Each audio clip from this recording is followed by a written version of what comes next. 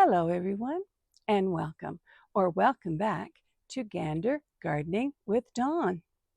Today is the beginning of the last week of July, and it's a glorious sunny day. It's about 25 degrees here in my Newfoundland garden, and it's been an interesting year. We had a ton of snow over the winter. We had a lot of rain in the spring, and so then we had a lot of wind, and now we seem to be in a little bit of a drought. So you name it, and we've had it. Has it been like that for you this year?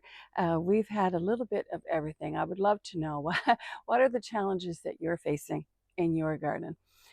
Anyhow, things are starting to look pretty good despite the crazy weather. And so this video is going to be about how the things are looking right now in our back garden here in central Newfoundland. So if that is something that you would like to see, please stay around and watch. I would really appreciate it if you did. Thank you.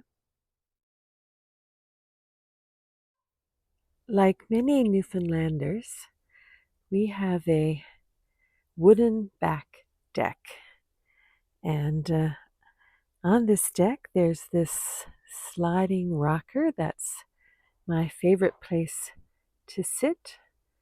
And you can actually hear some of the neighborhood noises. People are working and vehicles are moving around, but this deck is in the shade from about 1 o'clock in the afternoon till about 7, and it's just the perfect place to sit if it's really warm, and today it is. And so I have some planters here. This one has an apricot nonstop begonia and some of the azuratum and some geraniums, and these have variegated leaves and kind of variegated flowers. I love the combination of peachy orange and sort of lilac-y purple. And so I repeated it here. And here there's a creeping Charlie in the front, and the other plants here are the same. And up here, there's a recycled bird feeder that I turned into a planter, and this has a selection of sedum. And in this planter, there are 2 sun patiens, 1 dark-leaved begonia. I think this is a mocha type, and some dichondra silver falls. And if you look out in the garden, this front part is now starting to get in the sun. You can see that some of the garden is also in the shade right now of the large trees that are above. So it's mainly a woodland type garden. But this video, I'm going to share with you some of the things that are doing really well. Once you walk through our archway that has the climbing hydrangea, you'll come across the hedge of goat's beard, and it's in its full amazing glory right now. I've never seen it looking better. And if I get a little closer, you might be able to see some of the pollinators, because this is beloved by pollinators. But just look at this one this year. Isn't that amazing? It's a little bent over because we've had so much rain and wind, and I don't usually stake it because it doesn't usually need to be. But even though it's bent over somewhat, I think this cascading look is just gorgeous.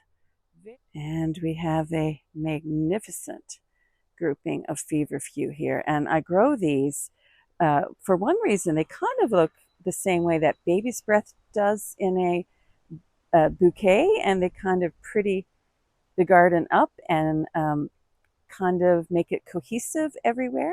But I also grow them because they're great as a filler flower in arrangements. They're absolutely ideal for that. Here's another goat's beard. I think this one might be a female. The females have slightly narrower plumes. Each little piece is not quite as fluffy, but still looking very, very pretty. And I love the sun rays just coming through the leaves that are moving in the wind. Beautiful. On the far left, there is a honeysuckle, and this one goes up at least 15 feet high in the ground. And at the base of it, there are some peach-leaved bellflowers, a very simple green hosta with white edges, a yellow and green hosta, some lamium, this is checkers, some astilbe, and this beautiful, beautiful hosta that's called June. Next to that, there's some cat's pajamas, cat mint. And here's a self-seeded feverfew that I'm going to be removing. I'm going to use these flowers in an arrangement, and then I'm going to remove it. Here's a Francis Williams hosta, and behind there is a schizanthus, which is an annual. And then we have one of my large patches of yellow loosestrife. And above that, there's a hanging basket, very simply planted with nonstop begonias that I saved from last year, the tubers, and a sky blue lobelia that I grew from seed. And across the path from that flower bed, there is this collection of containers that lives underneath this very large evergreen tree. And that's why I use containers here, because this fir tree takes all of the moisture, or most of it anyway. So it's a pretty tough place to grow. And under here, I have a collection of begonias, lobelia, some nasturtium, an annual geranium, some petunias, just very simple plants, some of which I've grown from seed. That's at the left side of the entry to our gazebo. And on the right side, I have this glorious patch of Dalmatian peach foxgloves that were grown from seed this year. And they're underplanted with some Biocovo, hardy geranium. And also tucked in here are 3 containers that have begonias and lobelia. You can't see them now, but when this Biocovo geranium, when this one starts to fade, I will cut it back, and then these containers will become a lot more important.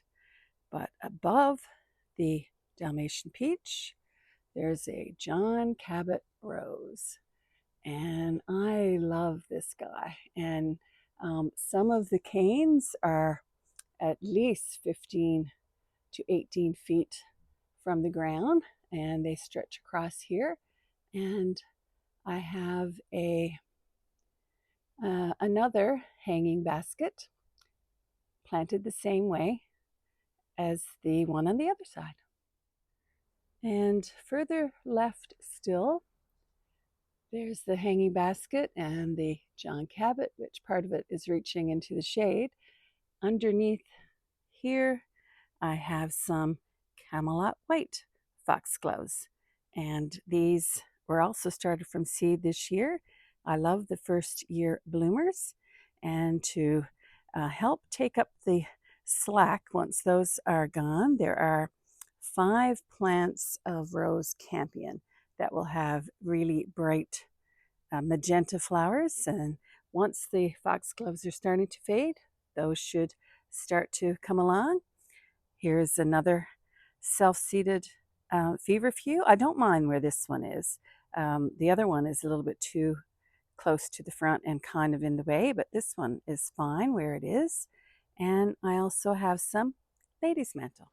On the left side of our steps leading up to our deck in our back garden is a huge ostrich fern. This is a native fern to Newfoundland and Labrador, and it just does incredibly well. It grows to at least 4 feet high and about 5 feet wide, and it's just absolutely reliable.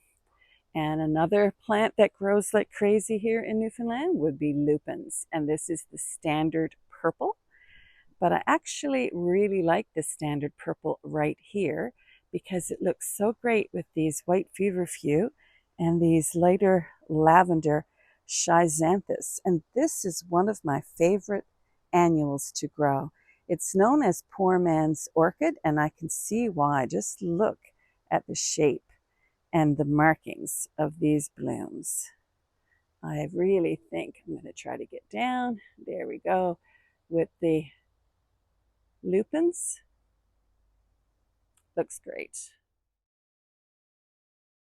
Then to the right of that, there are 3 very large Veronera, and these are Alexander's Great. And the flowers have been cut back now for a few weeks, but providing some color are these plants. There's a schizanthus and some foxgloves. And there's also what I bought as a ladyfingers bellflower, which was supposed to be much shorter. This, I think, is the rampant spreader, one of the bellflowers that you really don't want. I'm going to let it flower so I can identify it for sure. I think I'm going to use the flowers in an arrangement, and I only have the one plant that I bought last year, so I'm just going to dig it out after. And because I have a feeling it's going to be one I really don't want. And a few more schizanthus and feverfew on this side. It's a little later in the evening now, and as you can see, the shadows are getting much longer. So I think that this will be a good place to end the video. It's been a really hot day, and I need to do some watering so that these plants will continue to do well. As I'm sure everyone who's watching knows, it is something that you can't neglect if you want your garden to look nice. But I'd love to hear how you're doing in your garden. I love our back garden. It isn't big,